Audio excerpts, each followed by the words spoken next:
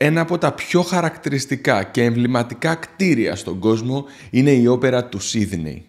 Σίγουρα έχετε ξαναδεί αυτό το καταπληκτικό κτίριο που ανάμεσα στα πολλά ενδιαφέροντα πράγματα που έχει είναι και το κόστος κατασκευής του.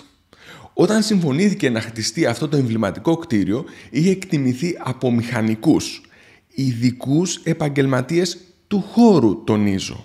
Ανθρώπους που κάνουν αυτή τη δουλειά όλη τους τη ζωή, ότι το κόστος της κατασκευής θα ήταν $7 εκατομμύρια. Όταν ολοκληρώθηκαν οι εργασίες, το κόστος είχε ανέλθει στα 102 εκατομμύρια. Το κόστος κατασκευής ήταν 15 φορές υψηλότερο από την αρχική εκτίμηση. Και αυτό δεν προήρθε γιατί ήθελαν να κάνουν κάτι ταπεινό στην αρχή και στην πορεία είπαν ότι λεφτά έχουμε, θα κάνουμε κάτι πιο εντυπωσιακό. Είχε να κάνει μόνο με ένα μηχανισμό που κοβαλάμε όλοι στο μυαλό μας. Την πλάνη του προγραμματισμού. Αν είχατε ποτέ την αβάσταχτη εμπειρία να αναλάβετε να κάνετε κάποια ανακαίνιση κάποιου διαμερίσματος ή ακόμα και την κατασκευή του, σίγουρα θα έχετε αντιμετωπίσει αυτό το πρόβλημα πολλές φορές.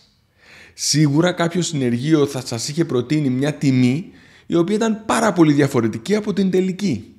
Ή συχνά η παράδοση καθυστέρησε πολύ περισσότερο από αυτή που είχε συμφωνηθεί στην αρχή.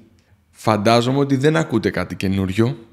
Αν έχετε χρειαστεί να κάνετε κάποια κατασκευή και ανακαίνιση, είναι αδύνατο να μην έχετε παρατηρήσει ότι ο χρόνος και τα χρήματα που χρειάστηκαν τελικά ήταν πολύ διαφορετικά από αυτά που είχατε υπολογίσει εσείς στην αρχή ή ακόμα και από αυτά που σας είπε αυτός που την ανέλαβε. Φαντάζομαι ότι πολλοί από εσάς σκεφτήκατε ότι ο τεχνικός σας ζήτησε μικρότερη αμοιβή στην αρχή ή σας υποσχέθηκε συντομότερο χρόνο παράδοσης για να δώσετε τη δουλειά σε αυτόν. Μη βιαστείτε να τον καταδικάσετε ακόμα. Πρόκειται και εδώ για την πλάνη του προγραμματισμού. Και αυτή η πλάνη μας τυχιώνει όλους, και εσάς και εμένα. Κάθε φορά που μου δίνει η γραμματέας μου μια λίστα με 5-6 τηλέφωνα να καλέσω για απορίες, η γραμματέας πάντα με ρωτάει πόση ώρα θα σου πάρει. Η απάντηση είναι η αναμενόμενη, 10 λεπτά. Ποτέ δεν συμβαίνει αυτό. Ο χρόνος είναι πάντα πολύ περισσότερος. Όλοι μας όμως έχουμε την τάση να υποτιμούμε τα πιθανά προβλήματα που μπορεί να προκύψουν και να υπερεκτιμούμε τις ικανότητές μας να ολοκληρώσουμε τη δουλειά στην ώρα μας.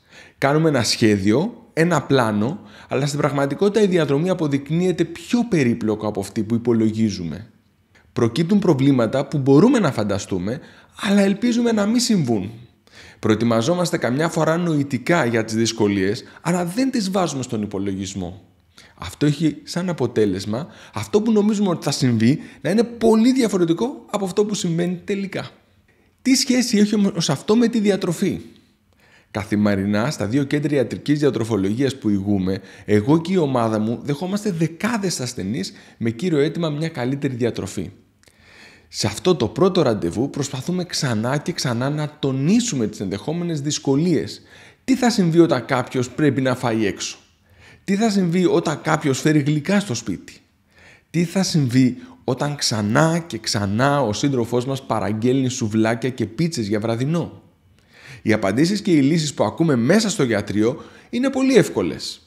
Αλλά η πραγματικότητα είναι πολύ πιο δύσκολη.